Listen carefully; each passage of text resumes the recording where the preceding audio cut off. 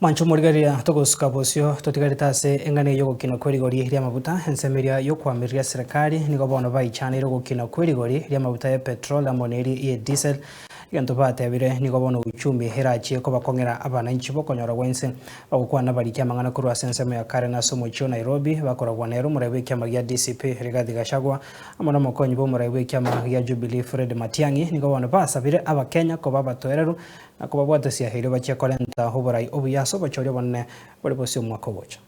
Following the April 14, 2026 price adjustment, Mr. William Ruto will earn a profit of Kenya shillings 5 per every litre consumed by the people of Kenya, or the equivalent of 2.5 billion Kenya shillings. In any case, the commercial frameworks between William Ruto and private international companies, we want to explain that this is not government to government.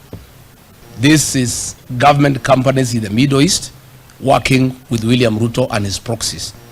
In normal circumstances, if it was government to government, these Middle East companies would be working either with NOC or with the Kenya Pipeline Company, not private companies owned by William Ruto. So there is nothing like government to government deal.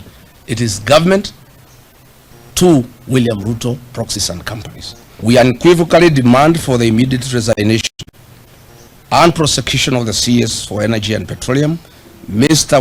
YAMOCHIRIE, for the fuel scandal lying under demand the being complete and being